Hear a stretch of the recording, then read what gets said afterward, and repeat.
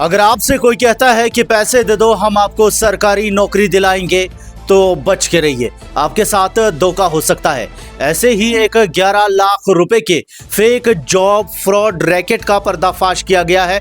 Crime branch Kashmir ने 2 अफराद के खिलाफ चार्जशीट भी दाखिल कर दी है। जॉब फ्रॉड के खिलाफ एक बड़ी कार्रवाई में economic offences wing crime branch Kashmir ने 2 अफराद के खिलाफ चार्जशीट दाखिल की है, जिन पर इल्जाम है कि उन्होंने सरकारी नौकरी दिलाने के झूठे वादे पर एक शख्स से 11 लाख रुपए की रकम हासिल की।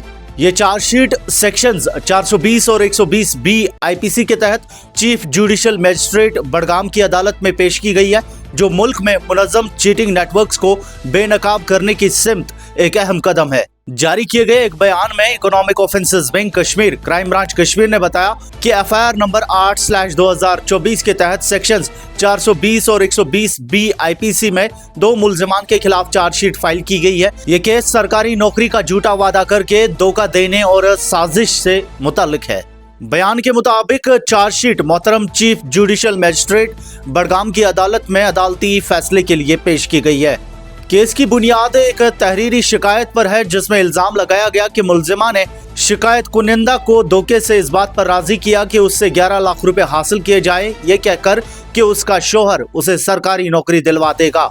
इस यकीन दहानी पर शिकायत कुनिंदा ने यह रकम बैंक अकाउंट में ट्रांसफर कर दी, मगर बार बार के वादों के बावजूद ना तो कोई सरकारी नौकरी मिली और ना ही रकम वापस आई।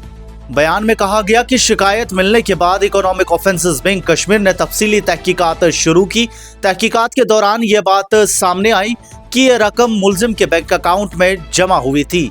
सबसे शॉकिंग तो यह है कि मजीद तहकीकात में यह भी सामने आया कि मुल्जिमान के दरमियान कोई शोहर बीवी का रिश्ता ही मौजूद नहीं था, जो इस साजिश और फ्रॉड के इरादे को वाज़ेह करता है।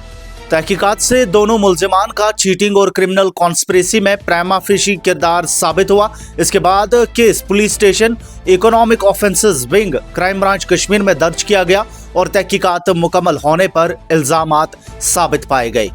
बयान में कहा गया कि इसी बुनियाद पर चार्जशीट मौजून अदालत में अदालती फैसले के लिए पेश कर दी गई है। इससे पहले भी हमने इस तरीके की कार्रवाइयां देखी है, जहां हनी ट्रैप में फंसाकर लोगों से पैसे हड़पे जाते हैं। आप भी खबरदार रहिए, कभी ऐसे धोखे में मत आइए और करप्शन से दूर रहे। लेटेस्ट न्यूज अपडेट्स आप तक पहुंचाते रहेंगे। मैं सईद साजिद हुसैन, GNI।